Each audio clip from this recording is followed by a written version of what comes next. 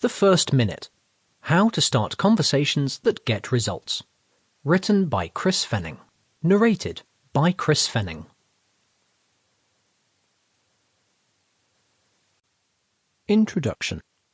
This book is a step-by-step guide for starting clear, concise communication in everyday work situations. This includes the conversations and emails with your teams, peers, and managers that account for over 80% of your communication at work. The techniques described in this book are based on the following core principles. First, you must prepare your audience to receive your message before you deliver it. Second, people are busy, so you need to get to the point quickly.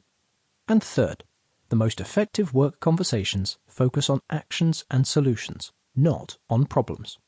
There is some crossover into social communication, but the focus of this book is communication at work. We communicate with dozens and sometimes hundreds of people every day at work.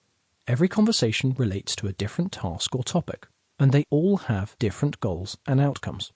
Each time we start a conversation, we know what we're going to talk about and why it is important. Unfortunately, the people we speak to don't know either of these things. When we start communicating, our audience's brains must work to understand the context of the words.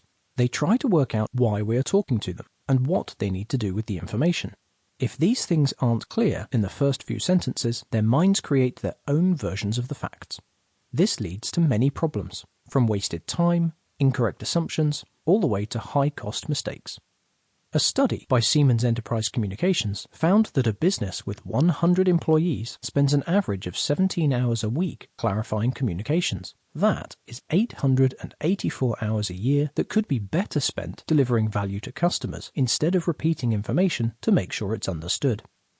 To avoid this repetition, every conversation should start clearly and concisely. This is true whether you are communicating about printer paper or the launch of a multi-million-dollar advertising campaign.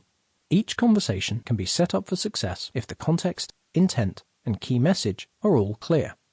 Even the most complex topics can be started simply and clearly if they are summarized using the right structure. It is also possible to achieve all this in less than a minute by applying the techniques in this book. By focusing on the first minute, you can position every work conversation for success. Do this, and you will be recognized as a great professional communicator. The techniques in this book show you how to give the information your audience actually needs. The first minute is not about trying to condense all the information into 60 seconds. It is about having clear intent, talking about one topic at a time, and focusing on solutions instead of dwelling on problems. Sample complete. Ready to continue?